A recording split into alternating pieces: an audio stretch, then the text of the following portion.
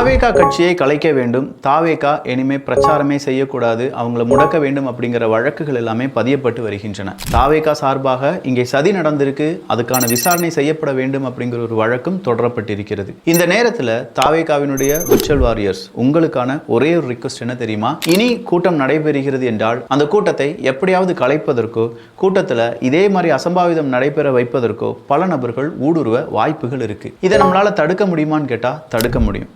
உங்கள் கையில் ஒரு ஃபோன் இருக்குது, வீட்டுக்கு முன்னாடி ஒரு சிசிடிவி இருந்துச்சு அப்படின்னா குற்றம் செய்யக்கூடிய ஒரு நபர் ஒரு நிமிஷம் யோசிப்பான், நம்ம புகைப்படம் நம்முடைய ஃபோட்டோ இதில் வந்துடும் அப்படின்னு சொல்லி அந்த குற்றம் நடைபெறாமல் இருப்பதற்கான வாய்ப்புகள் இருக்குது. உங்கள் கேமராவை எடுத்துக்கோங்க. தயவு செஞ்சு பெண்கள், குழந்தைகள், முதியவர்கள் இந்த மாதிரியான கூட்டத்துக்கு போகிறத நிப்பாட்டிக்கோங்க. போதுமான வரையிலும் டிவியில் விஜய் அவர்கள் பேசுவது லைவாக வரும், அப்படி லைவாக வர்றதை பாருங்கள். இல்லை ஒரு ஃபோனை எடுத்து வீடியோவாக எடுத்து உங்களை சுற்றி என்ன நடந்துகிட்ருக்கு, யார் யார் என்ன செஞ்சிட்ருக்காங்க அப்படிங்கிறது கொஞ்சமாக வீடியோ எடுத்து வச்சுக்கோங்க. யார் மேலேயாவது டவுட் இருந்துச்சுன்னா அவனை கம்ப்ளீட்டாக வீடியோ எடுத்துக்கோங்க.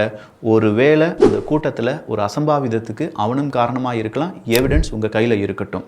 இதுதான் விர்ச்சுவல் வாரியர்ஸ் செய்ய வேண்டிய மிக முக்கியமான கடமையாக இருக்க வேண்டும். கூட்டத்துக்குள்ளே எவன் அசம்பாவிதம் செய்ய வந்தாலும் அவனுடைய புகைப்படமோ வீடியோவோ உங்கள் கையில் இருந்தது என்றால் யாராலையும் தப்பிக்க முடியாது. மீதம் இருக்கும் விர்ச்சுவல் வாரியர்ஸ் பார்த்துக்கிறாங்களே. புகைப்படத்தை ரிவர்ஸ் சர்ச்லாம் பண்ணி எந்த அரசியல்வாதி கூட இருக்காங்க, எந்த அரசியல்வாதியினுடைய தீவிர பற்றாளராக இருக்கான், அப் டு டேட்டாக எல்லாத்தையும் போட்டு உடச்சிடுறீங்களே, செய்வீங்களா?